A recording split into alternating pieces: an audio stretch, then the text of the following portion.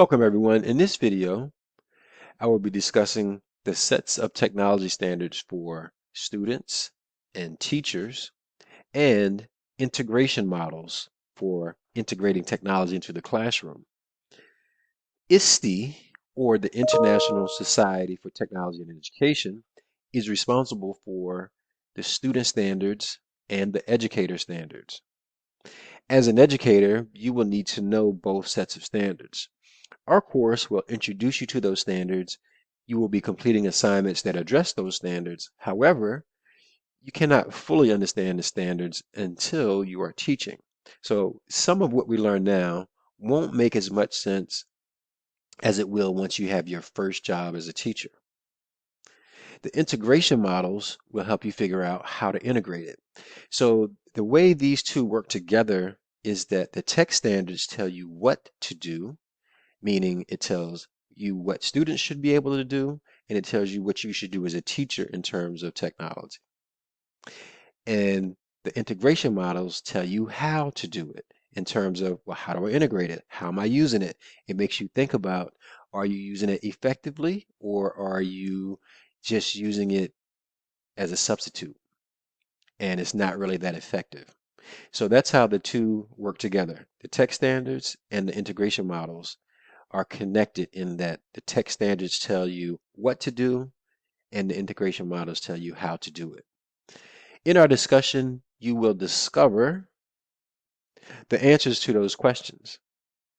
And the spotlight you see in this frame is about our discovery. So we're finding our way through the dark. The darkness is you don't know about tech standards yet, and you don't know about integration models yet. And the light that we shine will teach us about these standards. So let's move on to this next slide, which says technology standards and integration models help educators discover the best practices for technology in the classroom. So just like math, you use best practices. Science, you use best practices. Reading, teaching reading, you use best practices. The same is true for using technology in the classroom. You want to make sure you're using the best practices so that you can leverage the technology as much as possible to make your teaching good and make the understanding and learning for students good. So how is technology used in the classroom? There are two ways that technology are used in the classroom. One way is an administrative way, and this deals with technology that will help the functionality of the class. And this is mostly what the teacher uses, or this is mostly on the teacher to do that. So students aren't necessarily involved in any administrative processes because that's what you do to manage the classroom. The second way to use technology in the classroom is to have students doing it in a hands-on, integrated, student-centered way. And we'll see the difference in those as we go through the next couple of slides. So you see the list here. It says presentation, it says administrative, it says assessment and course management. And mostly the teachers do this, with the exception of the presentation, because students can do presentations too.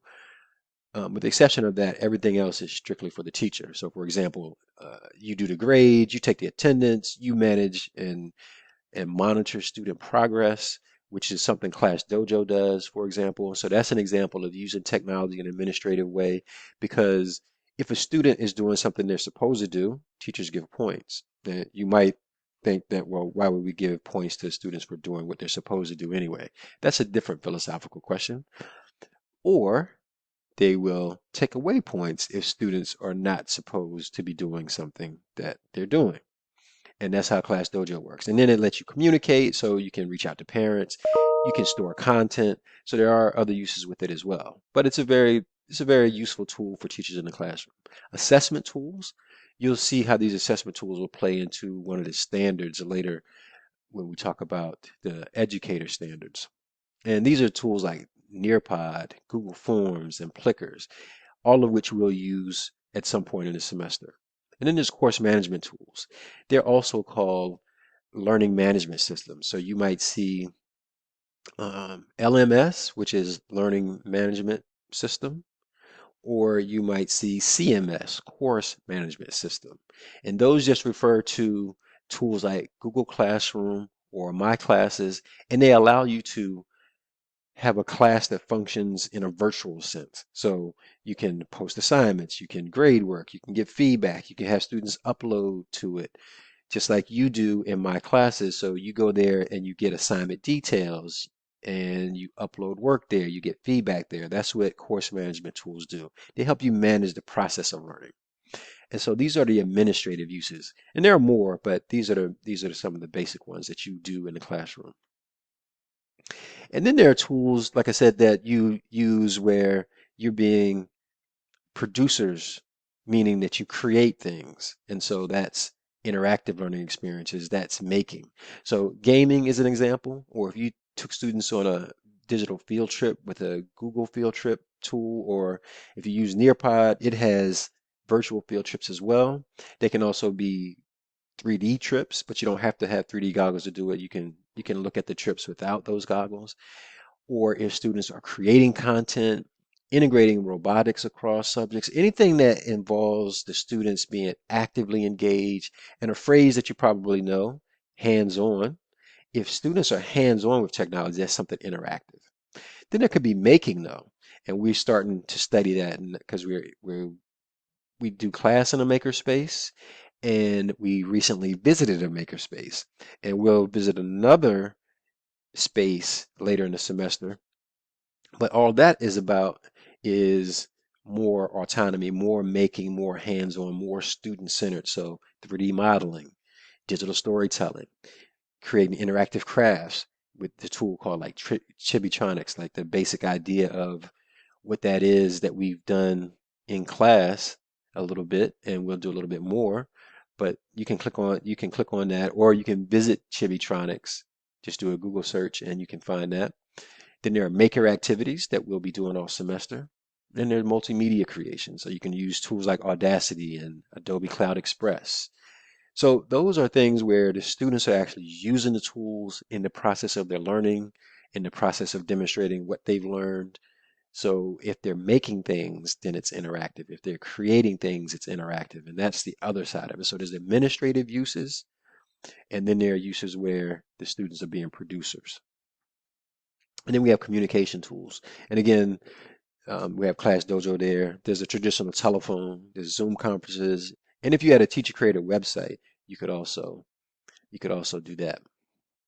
But those are the two general ways that technology is used in the classroom. So let's go on to our next place and talk about the educator standards. Now, the educator standards, the purpose of them is to, one powerful thing is for it to be a self-evaluation tool. It means that it makes you rethink traditional approaches to teaching and learning. Not that you're throwing out everything that we know, but we're enhancing what we've done in the past. We are using technology, or thinking about how we can use technology to create different experiences for students. It helps us think about preparing students to drive their own learning. It provides a roadmap to empower learners. And part of empowering learners is teaching them to drive their own learning.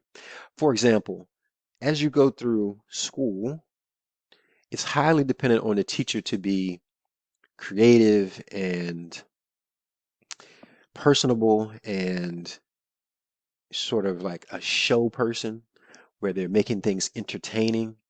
And then in that way, students are able to pay attention. But that's not an example of driving their own learning. That's the teacher driving their learning. So that students need to develop one day where they can go to any teacher. They can go to the boring teacher and learn. They can go to the exciting teacher and learn, or they can go to the middle of the road teacher and learn. And it wouldn't matter what environment they go in. It wouldn't depend on the teacher to make the learning happen. It would depend on students driving their own learning. Now, the teacher does have a role, so I don't want to make it sound like the teacher doesn't have a role in motivating students and, some level of entertainment or things that are interesting. But students can become too dependent on that. And you can hear students say things like, that teacher is boring, I can't learn. That teacher was so exciting, I can learn. Now, if that happens, then the student loses out because when they go to the teacher that's boring and they don't learn or can't learn, that is not good for them in the long run because they have to be able to do it themselves on some level.